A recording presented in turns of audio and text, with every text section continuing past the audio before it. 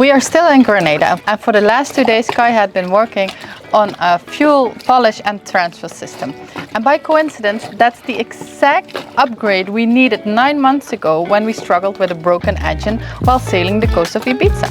If you ever had contaminated fuel, blocked filters, or you needed to transfer the fuel between the two tanks, then you know how important the fuel management system really is.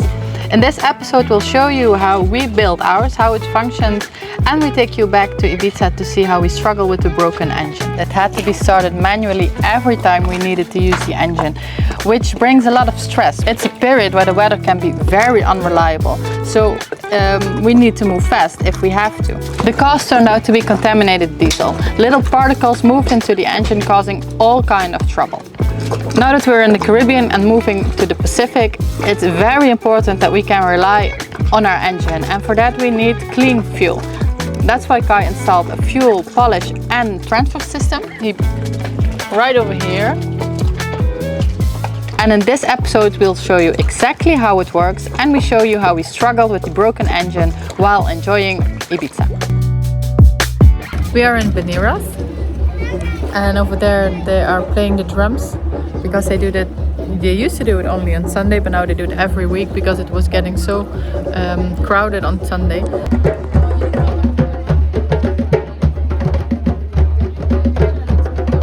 So now every day when sun goes down, they start playing the drums. It's quite a happening.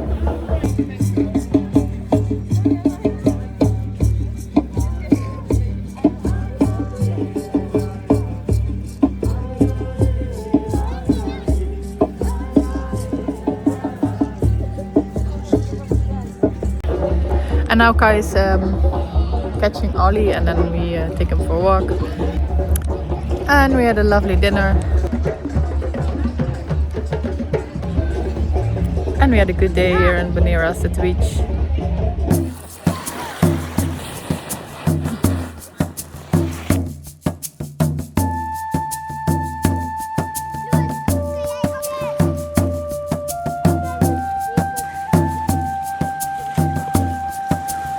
Kai is starting to get ready to do the crossing. He got a crew and he is checking all these conferences.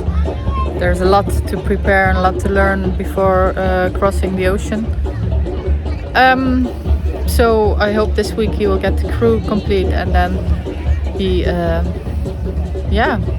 it's getting more formal, the Atlantic crossing.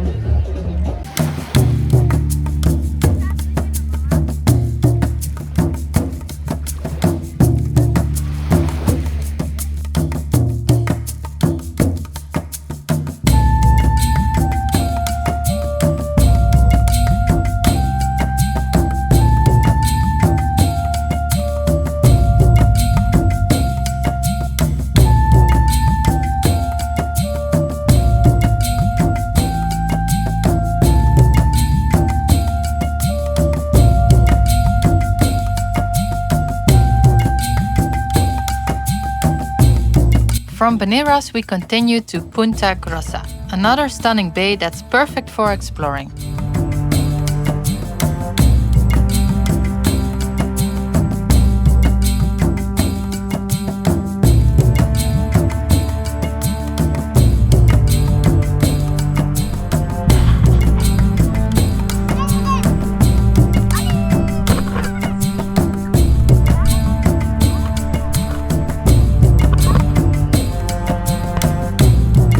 Whenever we head out with the dinghy, I have one very important job: keeping an eye out for shallow rocks. The last thing you want is to hit a hidden rock with your outboard. That would definitely ruin the day.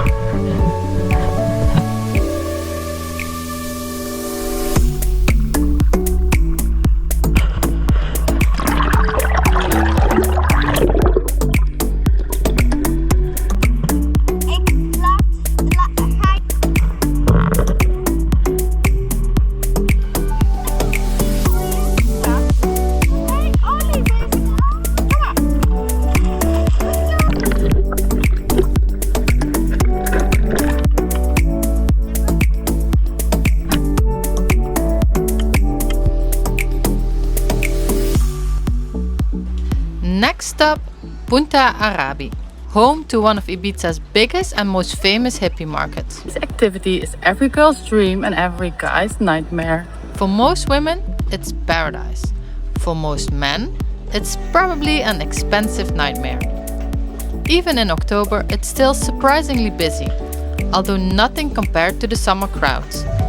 The nice thing about visiting late in the season is that many of the stalls offer end-of-season discounts, making it a perfect time to shop.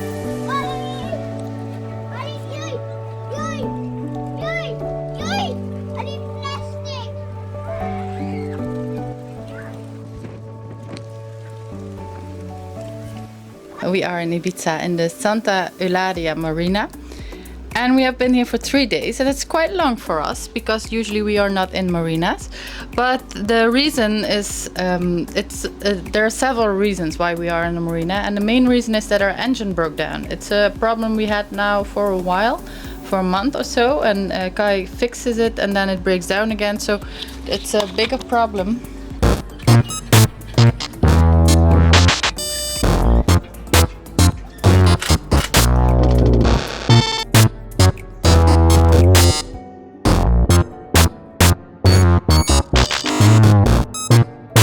We need some new parts, so he ordered the parts, and now he fixed it temporarily, so it's working. But it needs some new parts, as I said already. I think it's very impressive that he took the whole engine apart and then took something out and made a detour and then got it back to work. And well, I think it's really impressive, but for now the engine is working. And also we would leave today, but there was so much wind, it was so windy over here, that we decided to pay the extra $100 and stay an extra night in Santa Eulalia, which is quite nice because now we have an extra night in the town. I'm already dressed up because we are going out, and I think we are going for some Dutch cuisine. My favorite, because there's a Dutch place here, and yeah, I think that would work. Or paella, but paella, we can eat paella, all the Spanish goes, so I'll suggest the Dutch food. I just had a lovely massage, the best massage I ever had in my whole life. It was amazing. It was an hour and a half, and at first I felt like I was ran over by a truck, and now I feel like a completely new person. So I think I should get one of those every day from now on. That was really amazing. I have to look outside sometimes because the kids are on their scooters up front, and I just need to keep an eye out because you never know if someone goes into the water. That's not a scenery we would enjoy very much. So that was nice. Yesterday we went to the hippie market.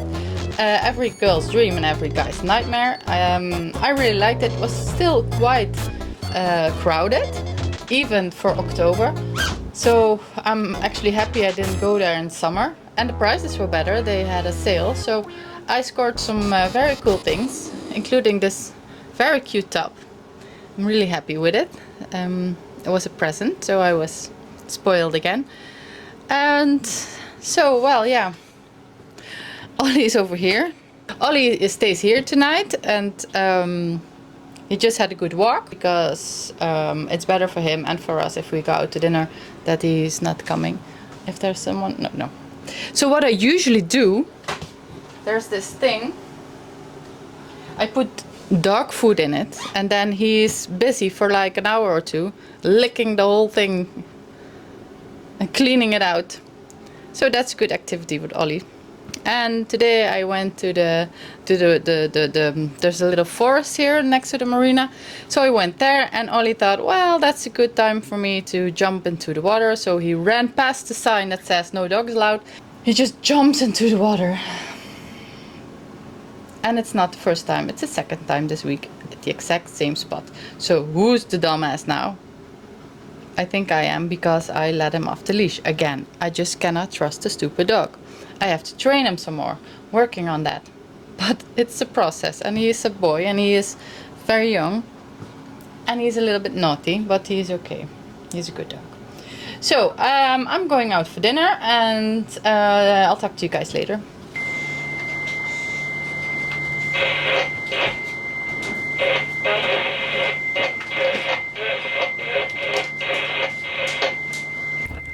We have a problem with the right engine, and Kai made a bypass so it works, but now there's an alarm going off.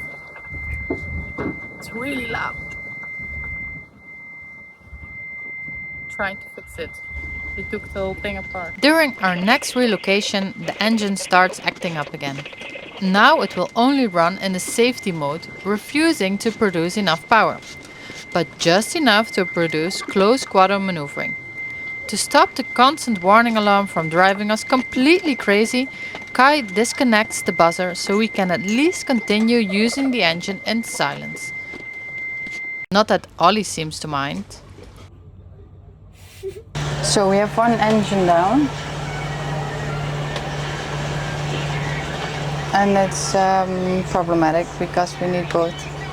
We cannot go into a marina, and we cannot, if we get into a storm, we only have one engine, so that's kind of a problem. Guy's really down. He's really, it got to him, the preparation of the crossing, and then the engine trouble, and it's quite a lot. He's not good. The engine is in safe mode, so it's not working like a full power engine. And that's the downside of sailing. Every time you're like enjoying somewhere, something, then something happens that makes you rethink your life choices.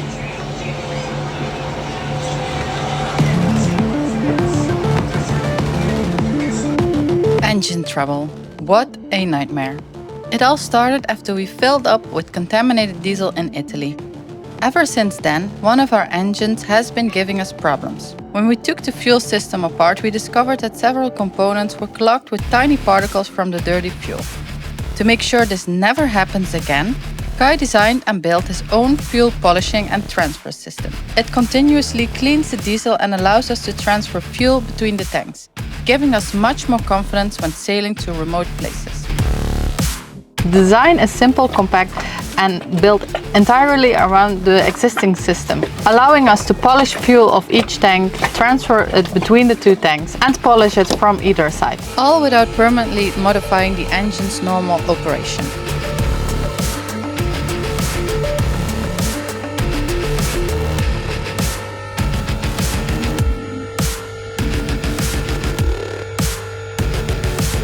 This is the normal operating mode of the SV Luna fuel system. The port engine draws fuel from the port tank through its own Raycor and Yanmar pre-filter. Return fuel from the port engine goes back to the port tank. On the starboard side, the same happens independently. The starboard engine uses the starboard tank. In this mode, both fuel systems remain fully separated. To polish the port tank, the source selector is set to port and the destination selector is also set to port. Fuel is drawn from the port tank at the source T, then routed through the source selector. From there, it passes through the Raycor polishing filter and the Marco gear pump. The destination selector sends the clean fuel back to the port return T and into the port tank. This cleans the port tank without changing the fuel balance. The same principle applies to the starboard tank. The source selector is set to starboard and the destination selector is also set to starboard. Fuel leaves the starboard tank via the source T, flows through the polishing raker and Marco pump, and returns through the starboard return T. This allows the starboard tank to be cleaned independently. For a filter transfer from port to starboard, the source selector is set to port and the destination selector to starboard.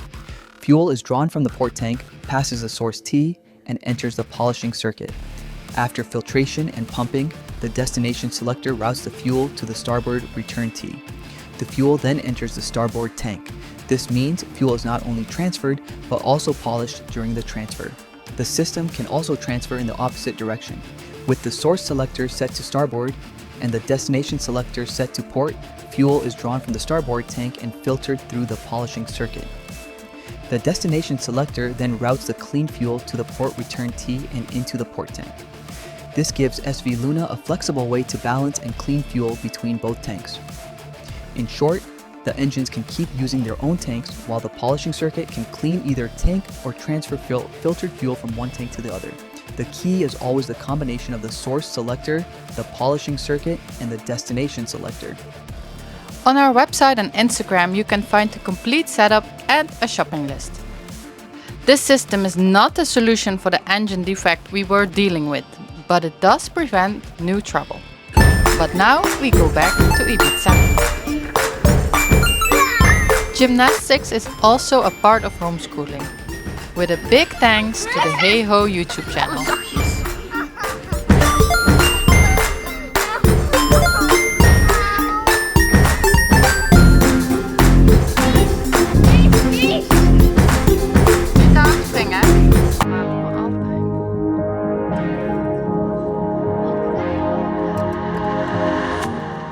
Before leaving Ibiza behind, we make one final visit to the beautiful old town. It's one of those places you could wander through for hours. But it's time for our next destination.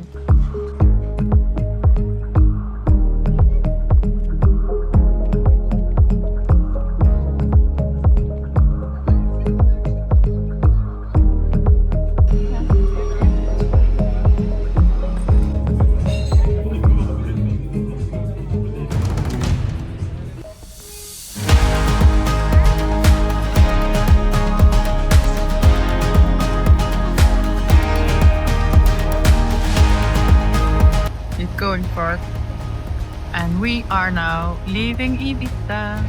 We're going to Formentera.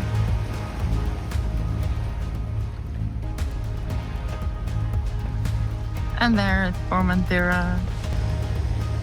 Here's Ollie. Ollie.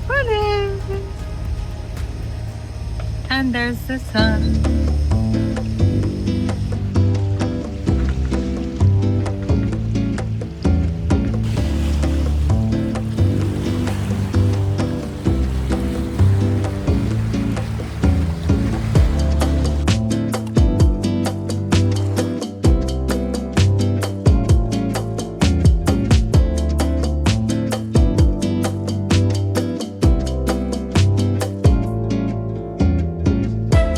Plan was to go in a mud bath. There's a mud bath over here, but we were under attack by mosquitoes. There were hundreds, thousands mosquitoes, and we ran away, and then we jumped here into the water, which is quite nice. So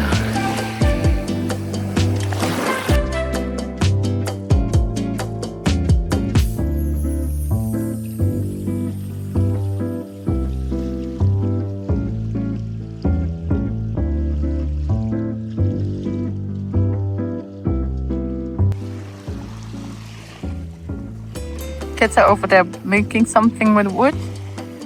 Ollie's running around and Kai is all the way over there. I don't know what he's doing, but...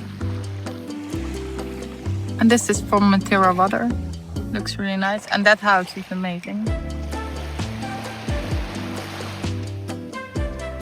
Don't think I could live here. Nothing around.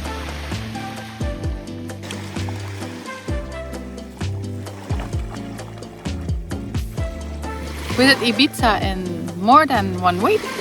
It was everything I wished for, imagined, and more. It was perfect. The weather was good. It was fun with the 4 or 5 of us. We had fun. We saw all the little cities and places I wanted to see. Ollie's having fun in Formentera. I bought a lot of nice stuff. My wardrobe is filled. It was already very full, but now it's even more full. So I'm happy. Now we are in Formentera. We will stay here for a few more days because, as I already told you, we have 1 engine down. It's working, but it's in safe mode. That means it's not full power. And we have a mechanic ready in Montreal. It's in Spain. And so usually we do a serious passage planning, but now with one engine down, we have to do extra serious passage planning and be careful of the weather. So first we go to the Spanish coast and then we go to Montreal. I made an appointment with a vet over there for Ollie's castration because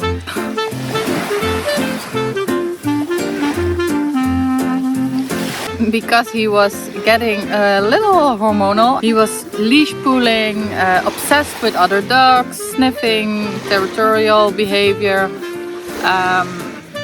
very wild, and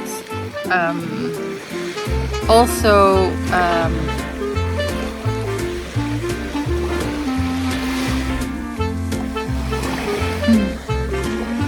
the one thing I don't like about the dogs being castrated is that they get a little bigger, they get a little fatter. So that's we have to watch. So that's what we're doing in Montreal. In Montreal we also have a crew member flying over. Her name is Yvonne. She is German, from Germany. And she's now in Colombia. She's kind of a world traveler. And she will be joining us from Montreal, that's in Spain, until the Canaries, but maybe even longer. Maybe she will do the crossing. We'll see. We'll just have to see if it all fits or our schedules fit.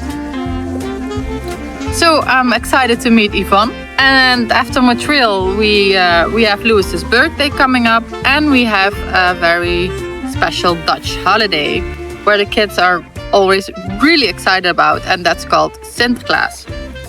And Sinterklaas is a tradition. He has a lot of pieten, and they help Sinterklaas to bring the presents. So the pieten, they go to the into the chimney. They run on the roofs and they go into the chimney, and then they bring presents to the good kids. And the not so good kids, they don't get presents. They get coal or something. And in order to get the presents, the kids have to sing songs and be nice and be good to their mommy and daddy. So it's a good way for mommy and daddy to get more control over the kids. In the months before Sinterklaas, they're always really good. So they have to sing for the Sinterklaas, and then they get presents in their shoe. And in the Netherlands, they can also get a visit from the Sinterklaas. And Louis and Bo are really scared that now they are living on a boat, the Sint cannot find them. So we already had a big correspondence with Sinterklaas, but actually Spain Pete responded. And Spain Pete said, "Don't worry, we know where you are. We can track the boat, and we have a little boat that's really fast, and it's black, so you cannot see it. And we will find you, and we will bring you presents." So they are a little bit more reassured. But that whole circus is coming, starting in 2 weeks, and it's starting around Lewis's birthday, and it ends on the 5th of December. And then it's the birthday of the good old man. And then it ends. And then we get ready for Christmas, because the Dutch children are really lucky kids. They have the 5th of December with the Sinterklaas and a lot of presents. And then Christmas time also with presents.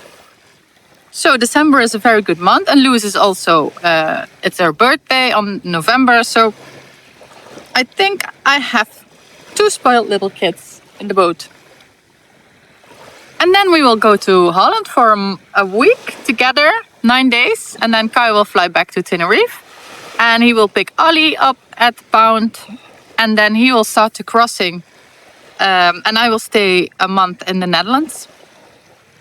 And someone asked me, "What are you going to do there for a month?" No man, no dog, kids at school. Oh my God, I can do whatever I want. I can do all day whatever I want. Mommy heaven, I think.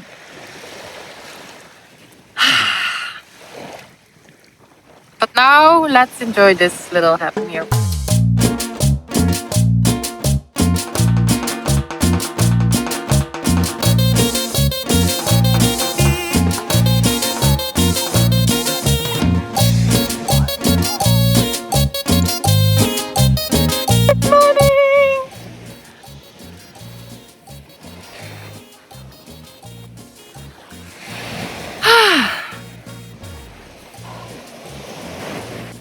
I'm getting the dog shit with a smile because I'm on a tropical beach at 8 in the morning.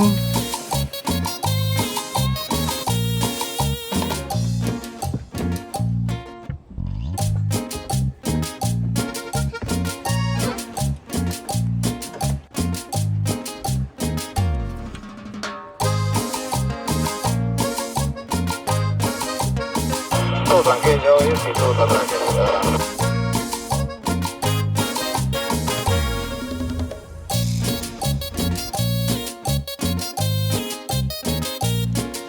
And with the wind in our sails, we head back to mainland Spain, where our engine can finally be repaired.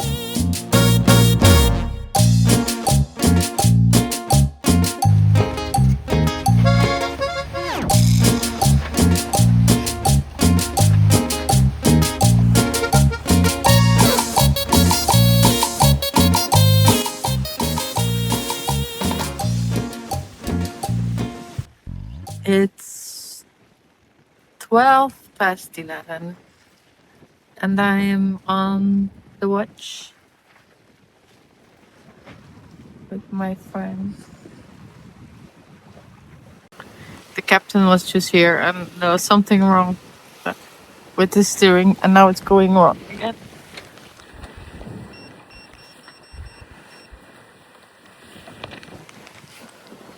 But we are now going 7 knots again on the wind, so that's good. Better than 2 or 3. And during this trip, maybe even at this very moment, we're about to face yet another challenge. Our autopilot keeps disengaging without warning, turning every passage into a lot more work than it should be. Thanks so much for watching. If you enjoyed this episode and you'd like to support our journey, don't forget to like, subscribe and share this video. We'll see you in the next adventure. With love, from Luna.